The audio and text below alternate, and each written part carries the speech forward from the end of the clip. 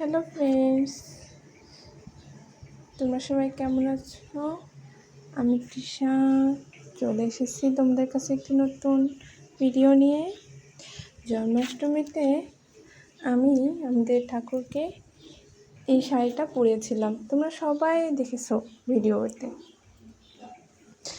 এটা আমি কিভাবে করে রেডি করছি আজকে আমি তোমাদের সাথে সেটাই শেয়ার করব।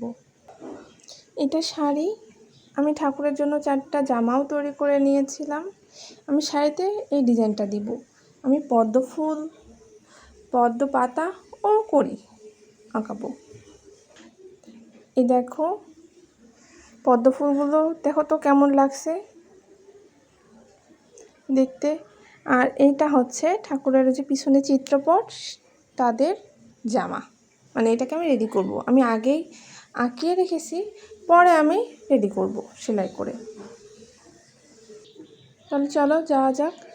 আমি পদ্ম ফুলে এরকম মানে সাদা, গোলাপি বা একটু ডিপ রানী গোলাপি কালার আসার জন্য বিভিন্নভাবে করে করছি, এক একটা এক একভাবে করে করছি। প্রথমে কখনো একটু সাদা দিয়েছি, কখনো এবার এক পাশ থেকে লাল দিয়ে সেটাকে আমি টানছি।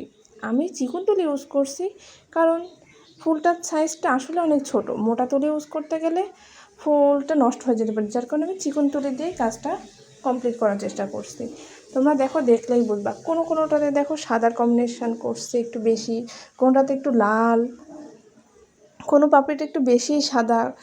আমি উপর পাশ যদি লাল করে থাকি তাহলে নিচের দিক থেকে আমি একটু রানী গোলাপি রাখছি ডিপ কালারের। আবার উপরের পাশে যদি আমি হালকা দিয়ে থাকি তাহলে নিচের থেকে আমি গিয়ে ডিপ রাখছি। এভাবে করে আমি জিনিসটা কমপ্লিট করছি। আর প্রত্যেকটা ফুলই আমি এভাবে করে করছি, তোমরা দেখলেই বুঝতে পারবে বিষয়টা।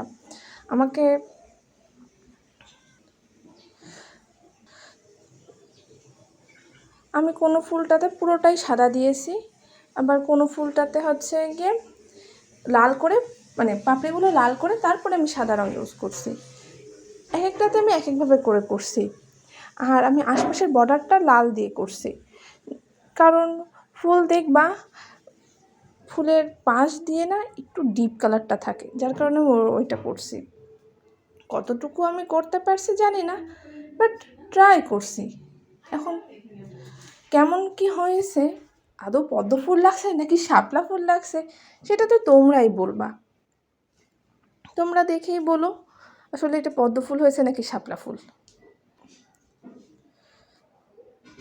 দেখো এই ফুলটা আমি আবার একটু একটু ডিপই করছি। এটাতে আমি বেশি লাইট করি নাই, একটু ডার্ক কালারই রাখছি, যার কারণে একটু গ্লেজ দিচ্ছে। আর এগুলো বড় পদ্ম, ও দুটো ছিল ছোট পদ্ম, এবার এটা বড় পদ্ম। এইটা তোমরা একটু খেয়াল করে দেখো। আমি এটা 2বার করছি, মানে 2টা ফুল যেহেতু, সেজন্য আমি 2বার তোমাদেরকে দেখাবো। 2ভাবে তোমরা দেখলেই বুঝতে পারবে। কোনো ফুল দেখো একটু নেই, কোনো ফুলের পাপড়ি, একটা পাপড়ি ডিপ, একটা পাপড়ি লাইট। আবার কোনো পাপড়ির অর্ধেকটা লাইট, অর্ধেকটা একটু ডার্কনেস আছে। আর মাঝখানে আমি হলুদ কালার ইউজ করছি, কারণ পদ্ম ফুলের মাঝখানটা হলুদ থাকে, ঠিক সেরকম। ওটা অবশ্য হয়তো ভিডিও করা হয়নি, ছোট কাজ তো করা হয়নি, আর টাইমও ছিল না আমার হাতে। অনেকটা টাইম লাগছে এক একটা পদ্ম ফুল করতে, প্রায় 20 মিনিট মতো লাগছে, যেহেতু ছোট ফুল তো অনেক ধৈর্য, একটু 19-20 হলেই বেশ শেষ।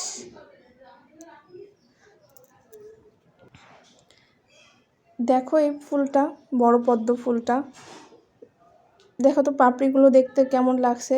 বেশ টানা টানা করে রাখার চেষ্টা করছি, কতটুকু পারছি আমি বলতে পারবো না, তোমরাই ভালো করে বলবে। আমি প্রথমে একটু সাদা দিয়েছি, তারপরে হালকা একটু লাল ইউজ করে সেটাকে একটু লাইট মতো করছি, আর কোনোটাতে একটু ডার্ক রাখছি।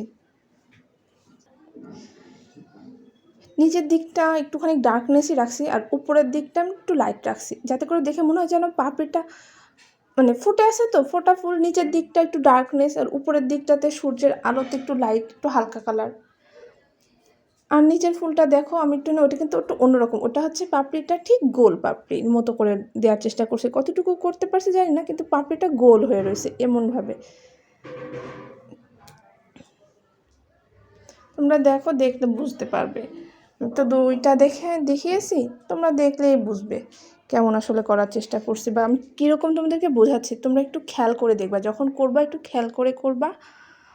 আর পুরোটাই ডিপেন্ড করছে তোমাদের চয়েসের উপর। যার যার চয়েস যেরকম, যে যেরকমটা দেখতে পছন্দ করো তোমরা ঠিক সেভাবে করে করবা।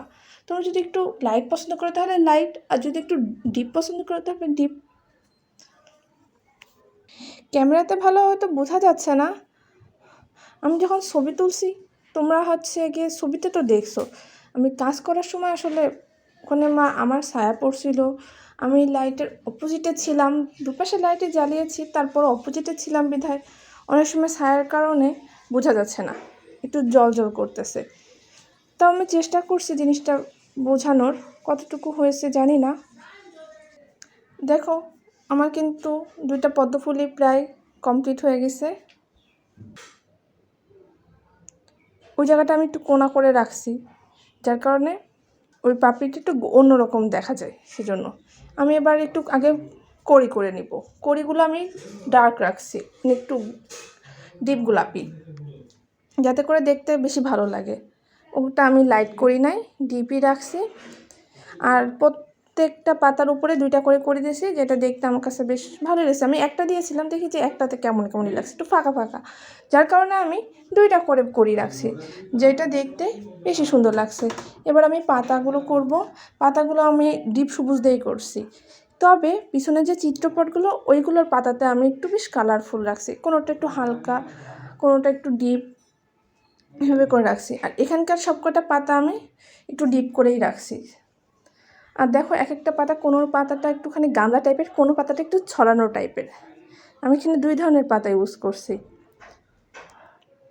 তোমরা দেখলেই তো বুঝতে পারবে। আর পদ্ম পাতা যেহেতু একটু গোল টাইপের হয়ে থাকে, মানে বাটি কোয়ালিটির আর কি, ঠিক সেভাবে। এই দেখো আমার পুরোটাই কমপ্লিট। এবার তোমরা দেখে বলো এটা আসলে দেখতে কেমন হয়েছে। এই দেখো শাড়িতে আমি কুচি লাগিয়েছি, একটু গোলাপি দিয়ে পাইপিংও দিয়েছি, জামাতেও মানে পিছনে চিত্রপট ঠাকুরের জামাতেও আমি গোলাপি দিয়েই ডেকোরেশনটা করেছি। এবার তোমরা দেখে বলো যে পুরো এই ড্রেসের সেটটা আসলে দেখতে কেমন লাগছে। ওকে ভিউয়ার্স, আজকের মতো এই পর্যন্তই। নেক্সট টাইম তোমাদের সাথে নতুন কোনো ভিডিও নিয়ে আসবো। ততক্ষণ পর্যন্ত ভালো থেকো, সুস্থ থেকো, বাই বাই।